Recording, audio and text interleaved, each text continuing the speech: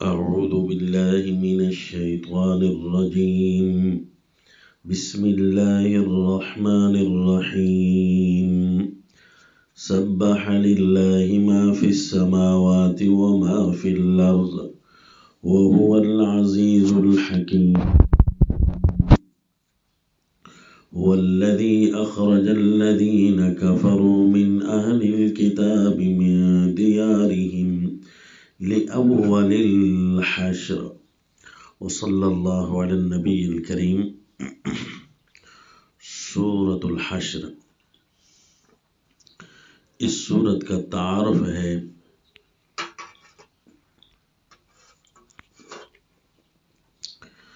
سورہ الحدید کے شروع کے الفاظ اور سورہ الحشر کے شروع کے الفاظ چونکہ ملتے جلتے ہیں.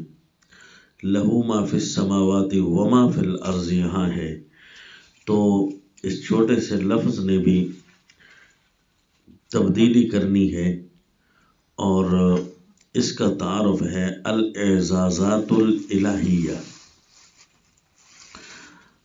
وہ تھی التنفیذات الالہیہ اور یہاں ہے اعزازات الالہیہ. وہاں تھی کہ تنفیذ کیسے کرنی ہے کہ اللہ جس طرح غالب ہے اللہ کا غالب ہونا منواؤ اور اسی کے مطابق چلو اور اسی کے مطابق اپنی حکمت عملی اختیار کرو. باعزاز العزیز اور تحکیم الحکیم. اللہ جس طرح غالب ہے اللہ کا غالب ہونا منواؤ اور جس طرح اللہ حکیم ہے اس کا حاکم ہونا منواؤ. تحکیم یعنی تنفیذات تھی، نافذ کرنا، اور یہاں اعزازات ہیں یعنی اللہ کی طرف سے جو اعزازات آئے ہیں. اگلا سارا مضمون اس پورے لفظ کی تشریح ہے، اس پوری آیت کی. اس لیے دونوں آیتیں بظاہر دیکھنے میں ایک لگتی ہیں لیکن اگلا سارا مضمون اس کی تبدیلی پر دال ہوتا ہے. سبح للہ ما فی السماوات وما فی الارض، کہ سب کچھ جو مخلوقات کائنات میں ہے آسمان و زمین میں اس کی تسبیحات تو ہیں، اور اسپیشل کر کے وما فی الارض بتایا کہ اس کا مطلب ہے زمین پر اللہ کا کچھ نیا مزید بھی ہے جو اللہ نے ساروں کے سامنے کیا ہے. کیونکہ جتنی بھی چیزیں آسمان و زمین میں موجود ہیں ان میں سے جو زمین ہے اس زمین کے اندر زیادہ تر مخلوقات کا تعارف بندوں کو ہے، اس لیے وہاں اصطلاحاً تسبیحات الموجودات عرض کیا تھا اور یہاں تسبیحات المخلوقات عرض کیا ہے. کیونکہ وما فی الارض کر کے اسپیشل زمین کی طرف اشارہ کیا کہ یہاں دیکھو، یہاں اللہ تعالیٰ کی کبریائیاں اور پاکیاں کیسے واضح ہوتی ہیں کہ صفت عزیز اور صفت حکیم کا اظہار ہوتا ہے. کیسے کہ اللہ کریم نے زمین والوں پر غلبہ کر کے زمین والوں کو، اپنے لوگوں کو زمین پر غلبہ دے کر ان کی عزت کروائی، اور کس انداز سے اللہ نے اپنا حکم کا نفاذ کیا وہ اس کے حکمت کے تقاضوں سے بھرا ہوا ہے. اس کی حکمتوں کے ساتھ بڑی خوبصورتی کے ساتھ اللہ نے اپنوں کو، جو اللہ کے اپنے ہیں، جو نافرمان نہیں، اللہ نے ان کو کیسے عزت دی زمین پر اور کیسے اللہ نے انہیں غلبہ دیا. تو اس لیے اس صورت کو اعزازات الالہیہ کہتے ہیں کہ اللہ مومنوں کو زمین پر کیسے غلبہ دیتے ہیں. اگر کوئی یہ سوچنا چاہے، دیکھنا چاہے تو اس کو چاہیے سورہ الحشر پڑھے کہ زمین پر غلبہ اللہ والوں کو کیسے ملتا ہے، زمین کیسے اللہ ان کے قدموں میں ڈال دیتے ہیں. تسبیحات المخلوقات فی الارض والسماوات علی اعزاز العزیز وعزت الحکیم. وہاں تھا باعزاز العزیز سورہ الحدید کے اندر، کیونکہ اس کی اور اس کی شروع کی آیتیں ملتی ہیں تو اس لیے التباس آ جاتا ہے، متشابہ بندہ ہو جاتا ہے کہ یہ دونوں مضمون کیسے الگ الگ ہوں گے. تو اللہ کریم کا قرآن آسان ہے، کلام آسان ہے. اللہ اسی میں اشارے کر دیتے ہیں کہ یہاں پر زمین کی باتیں زیادہ ہوں گی. تو کیسے زمین کی باتیں ہوئی؟ جب سورہ بندہ پڑھتا ہے تو اللہ نے مومنوں کا غلبہ دکھایا اس صورت کے اندر. تو اب سمجھ آئی کہ اللہ زمین پر جس کو غالب کرے، جس حکمت کے ساتھ غالب کرے، ایسے میں اللہ کا کوئی شریک نہیں، اللہ جیسا کوئی کچھ نہیں کر سکتا. تسبیحات المخلوقات فی الارض والسماوات علی اعزاز العزیز وعزت الحکیم. اسی لیے اس صورت کو اعزازات الالہیہ کہتے ہیں. یہ دیکھو، هو الذی اخرج الذین کفروا من اہل الکتاب من دیارہم لأول الحشر. وہی ذات ہے جس نے اہل کتاب کے کافروں کو ان کے گھروں سے نکالا پہلے ہی حشر میں. یعنی پہلا حشر یہ ہوتا ہے، جس کو بھی اللہ کتاب دیتے ہیں اور اس کتاب کے وہ نافرمانی کرتا ہے، زیادتی کرتا ہے، سب سے بڑا اللہ کا اعزاز دینا یہ ہے بندوں کو کہ وہ اللہ انہیں اپنی کلام مرحمت فرما دے، اپنی کتاب نصیب فرما دے. لیکن جب وہ اس کا کافر بنتا ہے، سب سے پہلے اللہ ان سے ان کے گھر، ان کا ملک، ان کی زمین چھین لیتا ہے. اسی طرح آج بھی حال ہو رہا ہے. مسلمان دنیا نام کی مسلمان ہے لیکن کام کی کافر ہے.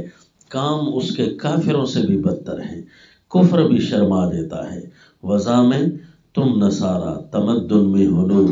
یہ مسلمان ہے جسے دیکھ کے شرمائے یہود.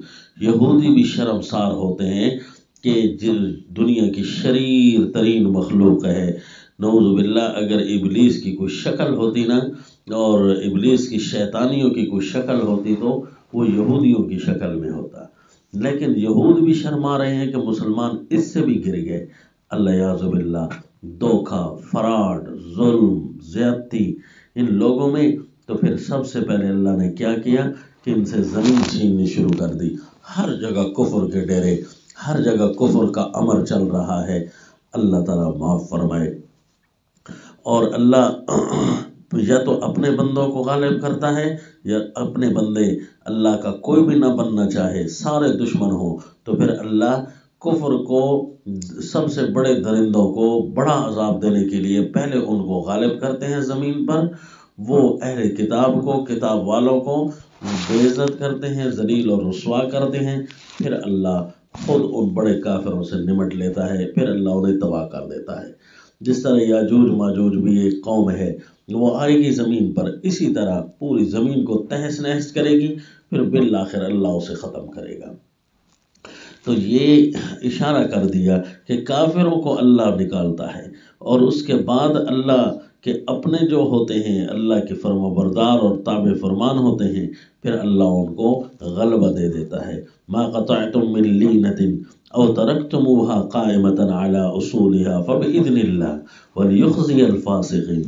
دیکھ نہیں رہے تھے صحابہ اکرام کہ اللہ نے جب مدینہ پر تمہیں مکمل غلبہ دیا تو ان کے باغ بھی تمہارے دسترس میں تھے، یہود نکل رہے تھے اور ان کے گھر بھی تمہارے دسترس میں تھے، سب کچھ اللہ نے ان کا تمہارے حوالے کر دیا.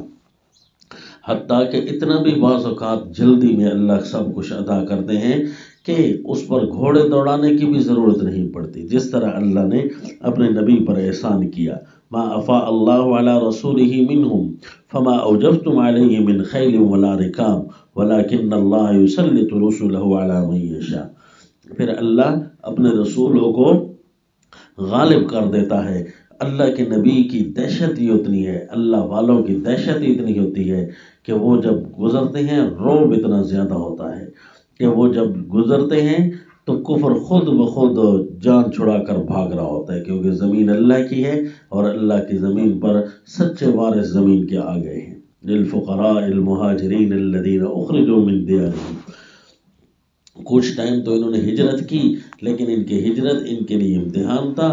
لیکن اس کے بعد اللہ، چونکہ یہ اللہ والے بن کر رہے، تو اللہ کریم اس زمین سے مومنوں کو ہجرت کروا کے اس پوری زمین پر کفر کا غلبہ بظاہر دلا کر پھر اللہ یک بارگی ان کو ایسا رسوا کرتا ہے، ایسی برکات چھین لیتا ہے کہ مومن آ کر دوبارہ اس پوری زمین کے حکمران اور وارث بن جاتے ہیں. یہاں منافقوں کے خوب آپریشن کیا اس صورت کے اندر کہ کتنے یہ ظالم لوگ ہوتے ہیں، اپنے چند مفادات کی خاطر پورے اللہ کے دین کو بھولے ہوئے ہوتے ہیں، پورے نظام قدرت کو بھولے ہوتے ہیں کہ اللہ کریم کس طرح عزتیں اور اعزاز دے سکتا ہے، اللہ کی کتنی حکمتیں ہیں۔ لیکن یہ ہے کہ شیطان کا کانا مان رہے ہوتے ہیں۔ شیطان بھی کہہ رہا ہوتا ہے بندے کو کفر کر، جب کفر کرتا ہے تو شیطان کہتا ہے اصل شیطان تو تھا، میں نے تو کفر کا تجھے کہا ہے، میں نے کفر کیا تو نہیں ہے، تو نے تو کفر کر بھی دیا۔ وہ ابلیس کہتا ہے انی بریء منک انی اخاف اللہ رب العالمین، میں تو اللہ رب العالمین سے ڈرتا ہوں، تو بے ایمان نکلا، مجھ سے بھی زیادہ کمزور نکلا۔ نعوذ باللہ۔ یوں پھر یہ ذلیل اور رسوا ہوتے ہیں، جبکہ اللہ والے جو ہوتے ہیں، وہ قرآن کے حامل جو ہوتے ہیں، وہ اللہ تعالیٰ ان کو عزت نصیب فرماتے ہیں، اعزاز نصیب فرماتے ہیں، کیونکہ یہ قرآن کوئی عام چیز نہیں۔ لو انزلنا هذا القرآن على جبل لرأيته خاشعا متصدعا من خشیۃ اللہ، اگر یہ قرآن پہاڑوں پر نازل ہوتا نا تو ان کی حالت تم دیکھتے۔ تو یہ قرآن اللہ نے بندوں پر نازل کیا اور پھر بندوں کے دلوں کو مطمئن کر دیا ہے، پھر اتنی بڑی وحی کا بوجھ بڑی خوبصورتی سے یہ اپنے دلوں پر لے لیتے ہیں اور اپنی زبان سے نشر کروا رہے ہوتے ہیں۔ لہٰذا اللہ ہی غالب ہیں، اللہ ہی کی حکمتیں چلتی ہیں۔ آخر صورت میں اللہ تعالیٰ کی تعریفات پر 3 آیتیں ہیں۔ هو اللہ الذی لا الہ الا هو عالم الغیب، هو اللہ الذی لا الہ الا هو الملک القدوس، هو اللہ الخالق البارئ المصور، لہ الاسماء الحسنی۔ ساری سچائیاں اسی کے لیے، سارے اچھے نام اسی کے لیے۔ وہ اللہ جسے چاہے جب چاہے جو چاہے اسی طرح کر سکتے ہیں، اس لیے اس صورت کو الاعزازات الالہیہ کہتے ہیں۔ وما علینا الا